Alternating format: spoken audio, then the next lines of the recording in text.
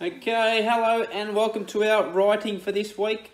Now this week we're going to focus on some poetry, and the type of poetry that we're going to focus on is rhyming poetry. Okay, at the start of the week we're going to create some rhyming couplets. So as many of you know, couple means two, so they'll have 2 lines. And then by the end of the week, hopefully people are super duper awesome, and we'll be focusing on some quatrains. So as you know, a quad bike has 4 wheels, so a rhyming quatrain would have 4 sentences in it.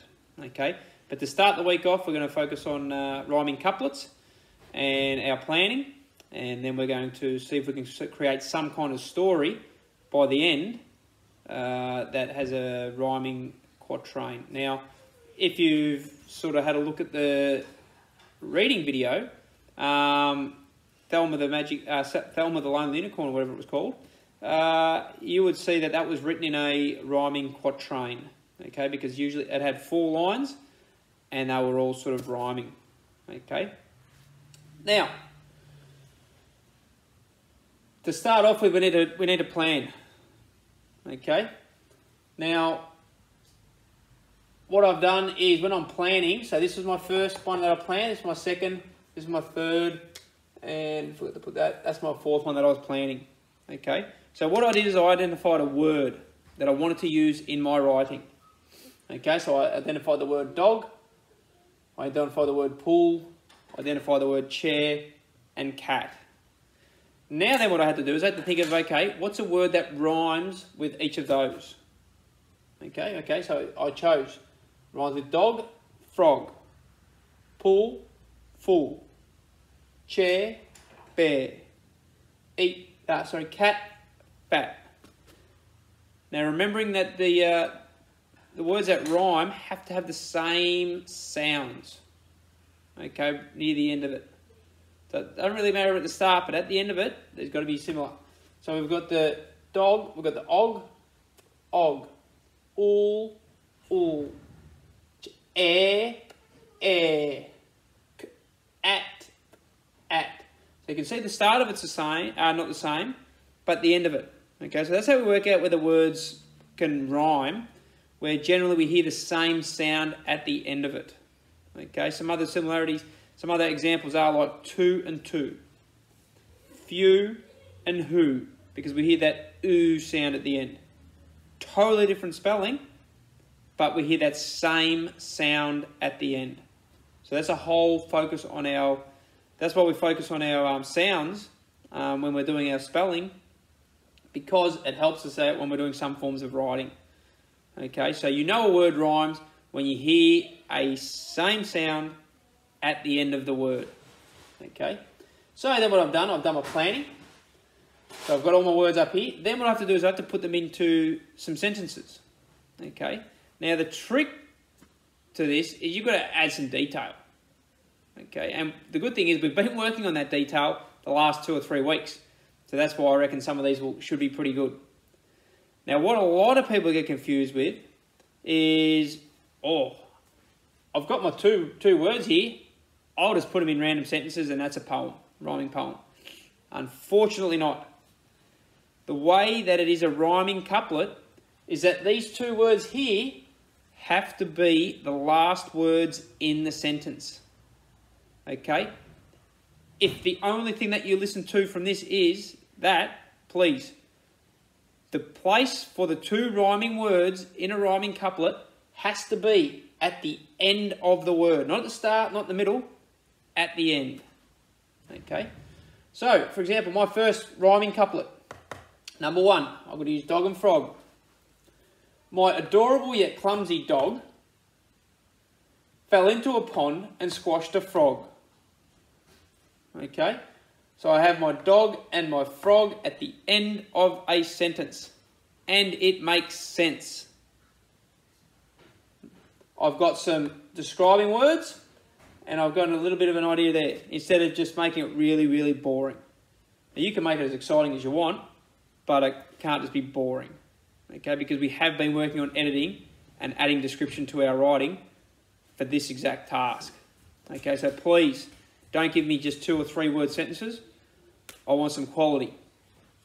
Now, where other people sometimes fall apart as well is they'll just end there, and then the next line there just doesn't even make any sense in the context of the poem.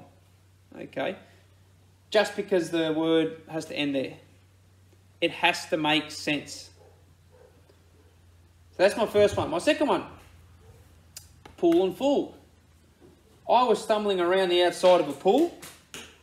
I tripped and fell in. I felt like a fool. Once again, it makes good sense. Number 3 was chair and bear. I was running away from an angry bear. I ran straight into the house and stood on a chair. Once again, got my chair and my bear at the end, and it makes sense.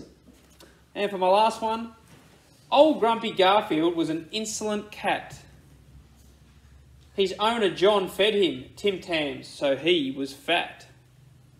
Once again, got my cat and fat at the end, and it makes sense. So that's what we're focusing on. Now, I'm just going to have a look at a couple of these to show you what I don't really want. So what a lot of people do in their writing is they continually start it with I. That gets a bit boring after a while. So that's why I've done 2 like that, where it's like, I again. Whereas, see these ones, they start with different things than I. Okay, we've got my, fell, old, his.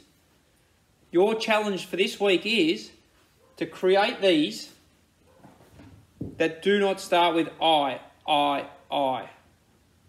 Okay, now I don't mind the first day, but after that, the challenge is I don't want to see a sentence start with I. Okay, give me something else. Start the sentence differently. Okay, so these are rhyming couplets. So you're going to be doing 4 a day until I'm happy with what you're giving me, and then you're going to start doing your quatrains because they're obviously double what you need to do. Now, when you're doing a quatrain, what has to happen is you've got 4 lines instead of 2, obviously. Now, the focus on that is it doesn't matter where your words rhyme, as long as you have 4 different words that sort of 2 different words that rhyme.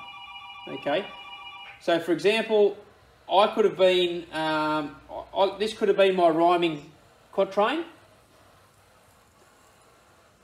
there, and I could have used the words dog, frog, pool, and fool in it. Now I didn't have to have pool there. I could have had pool up here. I could have had pool up there. Because it doesn't matter which lines rhyme, as long as you've got 4 words in there that do rhyme at the end. Because you could have line number 1 and line number 4 rhyme, and then lines number 2 and 3 would rhyme. You could have 1 and 2 rhyme, and 3 and 4. You could have 1 and number 3, and 2 and number 4. Okay, so that's that extension that we're going to do midweek. In terms of the rhyming, okay? So just to quickly go over and recap everything. This is my planning phase. This is what you're going to be showing me. Okay? You're going to be showing me your planning, exactly like I have here.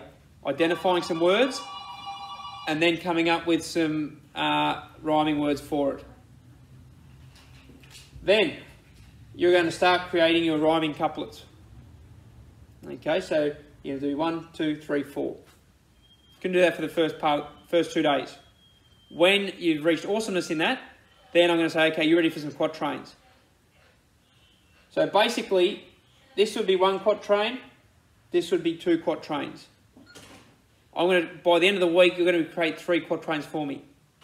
Okay? That's what I'm looking for. So remember, most important thing, the rhyming word has to go at the end of the sentence.